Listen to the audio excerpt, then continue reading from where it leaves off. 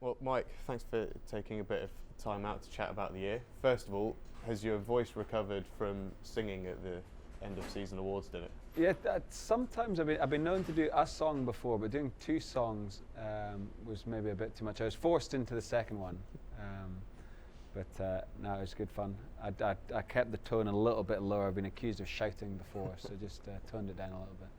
Well, it's been sort of a pretty exciting first year in the job, and how have you sort of found being a head coach? It's been a huge learning process for me. I think it was early mid-July when the role was nailed down for me to do it, and since then it's been an absolute whirlwind of learning, of focusing on different things, getting my head around the job, but ultimately kind of the enjoyment of getting on the pitch and trying to pull a team together to produce something that our fans are proud of. 'Cause, you've been in coaching roles for quite a while now, and obviously it's first year as head coach. But what have been some of the sort of things that you have learned? Like, what sort of things you've learned from being at top dog? To try and separate family and the job. that's an ongoing one that it's so all-encompassing, whether you're talking about strategy for a game or recruitment or which hotel you're staying in and which flights you're looking to get. There's always something going on, but I'm very fortunate with the people around me. I've got good quality of people around me, not only good at their jobs, but good people who have really helped out as well. So separate the family and work life is a good one, but also just like understand that you can't always make the right decision the whole time, and when you're at peace with that, it makes things a little bit easier, and you can actually get on with the decision making process, I guess. Yeah, and we've spoken quite a lot through the season about sort of building on the foundations of previous coaches, but how have you sort of seen the team evolve over the year?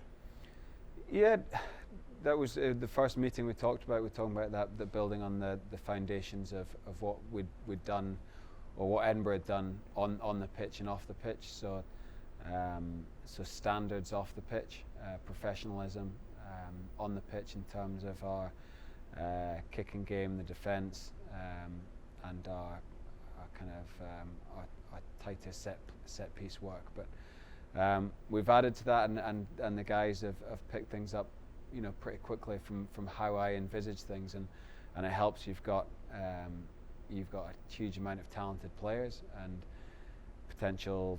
The way that we're trying to move the game on suits skill sets of a number of key personnel as well. So them buying into it, understanding it, and adopting it as their own has been really important. Yeah, and obviously it's an evolving process. But was there a point this year where you felt things were starting to sort of click for sort of your vision of how you wanted to play? Was that sort of a moment? I think that the Challenge Cup games enabled us to play with a little bit more freedom, to express ourselves, to give opportunities to some other players who really took those opportunities. So in around that period, I saw some of our attack stuff coming together. But this is an evolving process. The game moves on pretty quickly, and we'll have to move on with what we've tried to do this season, balance that up again, keep the foundations from this season, and push it on and increase a level next season as well. Yeah, and you mentioned sort of the guys taking opportunities. It's sort of a different thing, but it feels like there's a real togetherness in the team. I guess you sort of saw it with everyone supporting the guys playing Super Six. But does that sort of come from guys that were maybe on the fringes really taking that moment? I think fundamentally we've got really good people at the club who want success for others. So that leads things. Like talked about, good people create good culture. So that's key to what we're trying to do. And as I mentioned before, some of the playing style stuff, like the players have taken this on, and they see the importance of what we're trying to do, giving guys opportunities, supporting each other. But we're also aware that it's something that doesn't just happen. You need to constantly keep working on it and improving it. Otherwise, you'll stagnate or things will drop off. So it's something that we do have to keep our focus on. Yeah, and obviously improving. There's a couple of new signings coming in next season. What can people sort of expect from Sam Skinner? I suppose people would have seen the Scotland shirt, and Wes Huijsen as well. Yeah, Sam's a really important signing for us. Not only for his on-field play, his ability to play second or in back row. Obviously, an experienced Scotland international now, but some of the off-field stuff that we can tap into as well. His leadership, his rugby IQ, his experiences with Exeter. That'll really help us grow. With Wes Huijsen, someone we've been tracking for a long time, and someone with X Factor, very similar to a Darcy Graham. He'll be available to us through the whole season as well. He'll enable us to push that brand of rugby that we want to play as well. And coming from overseas, he's got different ideas, different experiences as well that we can use and learn and grow from. Yeah, you mentioned the brand of rugby. I mean, it's got fans really excited this year, and sort of the noise that we get from the damn health. I mean, how big has that been, sort of reflecting on the whole year of being in the stadium? Really important, and like there are a number of factors that have helped that. I think that the stadium's brilliant. It's the supporters are right on top of the pitch, so no noise is lost at all. It all comes straight to us.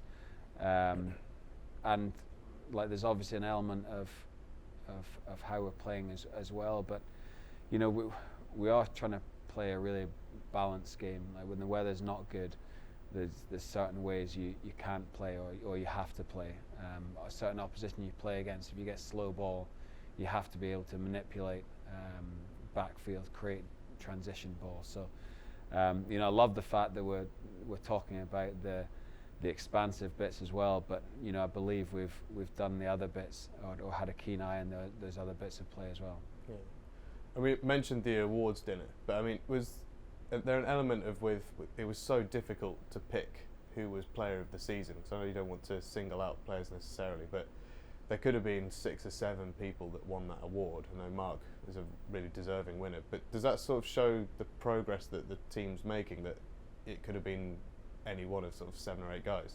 Yeah, I think so. We've got a talented squad, and that's where that big challenge is for us to aim high. We talked at the end of the season at our meetings about progress has been made, and we're pleased to have got to 2 quarterfinals. But the underlying message was definitely that we want to push higher, we want to get better. So when we're reviewing, we're saying, okay, it's good that we got to this level. How did we get to this level? But the most important thing is how we're going to get to the next level. So whether that's on-field preparation stuff, or off-field in terms of our environment, our culture, our mindset, we've got to find what they are, because, as I say, there's been progression with our results this year, but this isn't an area that we want to stay in. We want to push and get better. Yeah, I suppose there's also been individual progress, sort of with some of the young guys that have come through, and then also looking at the Scotland tour, and that there's sort of a few guys, sort of Matt Curry, Ben Muncaster, and Glenn Young, who are obviously uncapped, getting their sort of potentially their first chance at putting on the Thistle. And they've taken their opportunities when they've come along as well. I'd probably add a Connor Boyle to that as well. He got some good game time this year, and there's what we want from the club. We've got a number of different targets or things that we have to look at as being one of only 2 professional teams in Scotland. We want to have a winning team. Quite clearly, that's the obvious one. But at the same time, we've got to pull through young Scottish talent as well. We've got to nurture them, provide opportunities for them to kickstart their careers, to pull on a Scotland jersey as well. So it's not an easy balance, but it's one that that I'm aware we have to do, and I think we've managed to pull through some good Scottish young talent this year. And just for yourself, sort of to finish off, I mean, obviously it'll be your first summer having been a head coach. I mean, other than watching the Scotland games. Have you got many plans for your sort of first time off? So we've got a 4-week period until we're back in with the squad, and I'm trying to work hard over the next 10 days or so that I get 2 weeks where I try not to look at the laptop too much. Then I'll have 4 or 5 days kind of leading into pre-season to make sure we're really comfortable with what we're doing with that. So there'll be some time off, hopefully. I'm sure my wife will report back that my mind's elsewhere when we're on holiday, but I'll try my best. Well, thank you for taking a little bit of time to chat, and I'll let you get back to work so you can have those days off. Thanks, James. Cheers.